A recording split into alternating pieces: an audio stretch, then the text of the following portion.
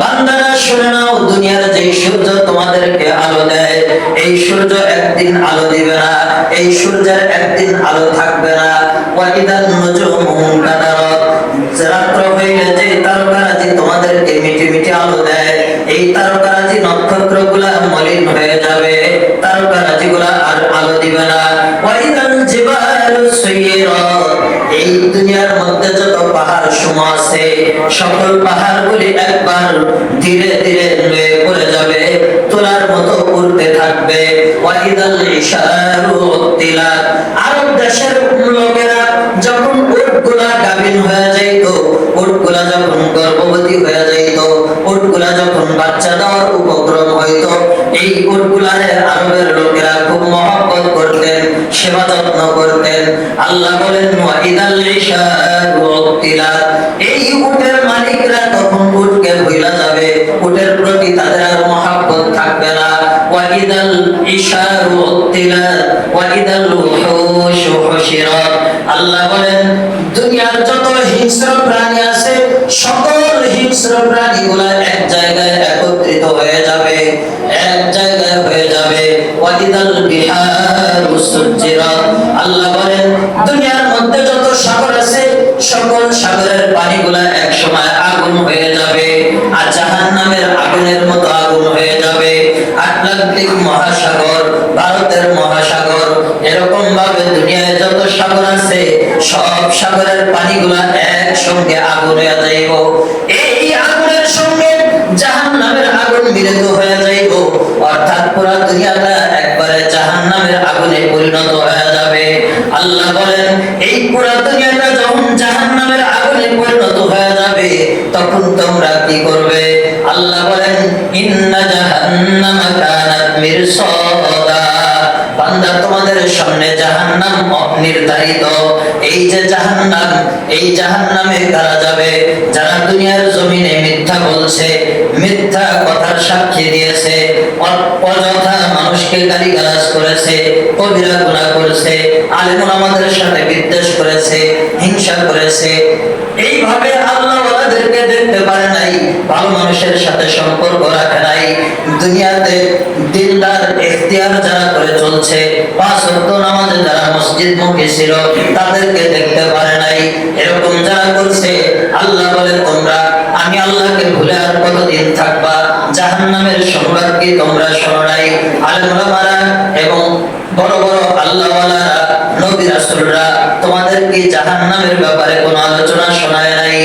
ইন্না জাহান্নামা কানাত মিরসাদা, আল্লাহ বলেন জাহান্নাম তোমাদের সামনে অবতারিত, যারা অন্যায় করবে তারা এই জাহান্নামে যাবে।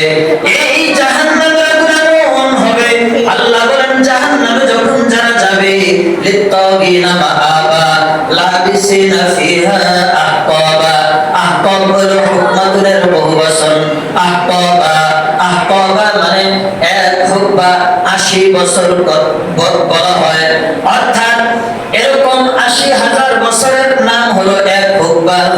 এইভাবে যদি কেউ একটা মিথ্যা কথা বলে, একটা মিথ্যা কবিরা গুনার কারণে 7,500 বছর পর্যন্ত জাহান্নামের আগুনে জ্বলতে হবে।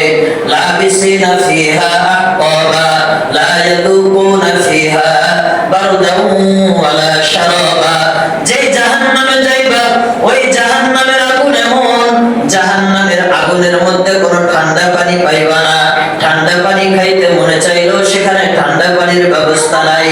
লা ইয়াদুকুনা ফিহা বারদাও ওয়ালা শারাবা, ওখানে গরম পানি আছে, এই গরম পানি তোমাদেরকে খাওয়ানো হবে। গরম পানি যখন তোমাদের উপরে নিক্ষেপ করা হবে, এই পানির ছিটা ফোঁটা তোমাদের শরীরের যে জায়গায় পড়বে, ওই জায়গা থেকে চামড়া ধসে একবারে নিচে পড়ে যাবে, পেটের নাড়ি ভুঁড়াগুলো, নাড়ি ভুঁড়ি যা আছে একেবারে বের হয়ে যাবে। এত জাহান্নামের কঠিন শাস্তি।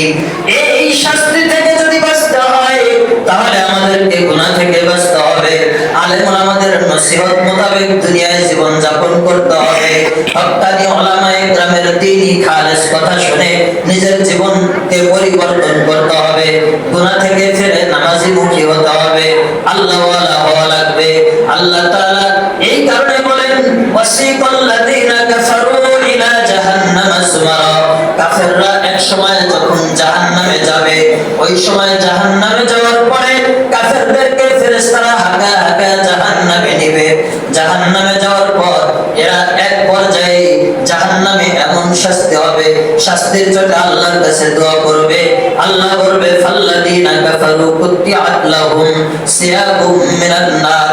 ওই সময় কোন কাফেরদের মুশরিকদের দোয়া আল্লাহ তাআলা কবুল করবে না। আল্লাহ তাআলা কোন কাফের মুশরিকদের দোয়া কবুল করবে না। আল্লাহ রাব্বুল আলামিন ওই সময় দোয়া কবুল করবে না। এখন আমাদের দুনিয়াতে হায়াত বাকি আছে, এই সময় যদি আমরা আল্লাহর কাছে দোয়া করি, খালেস ভাবে তওবা করি, আল্লাহ আমাদের তওবা কবুল করে আমাদেরকে maaf করে দিবেন। maaf করবেন কি করবেন না? মাফ করবেন। আল্লাহ maaf করবেন। আল্লাহ রাব্বুল আলামিন আমাদেরকে maaf করে দিবেন। যদি আমরা এখন দুনিয়ার হায়াত বাকি থাকা অবস্থায় যদি আল্লাহর কাছে maaf চাই, আল্লাহ তাআলা আমাদেরকে ক্ষমা করে দিবেন, আল্লাহ আমাদেরকে maaf করে দিবেন।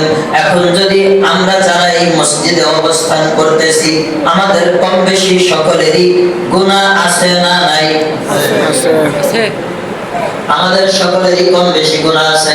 এখন যদি কাউকে জিজ্ঞেস করা হয়, ভাই আমাদের মধ্যে সবচেয়ে যার বেশি বেশি গুনাহ, হ্যাঁ একটু দাঁড়ায় যান তো দেখি, যার বেশি গুনাহ হ্যাঁ চিন্তা করব যে আমার তো বেশি গুনাহ, হ্যাঁ এই চিন্তা করে উঠবে না, হ্যাঁ আর হাঁটু গেড়ে ঠিকঠাক মতো বসবে, টাইট ফিট বৈশাখ বলছে চাচা আপনি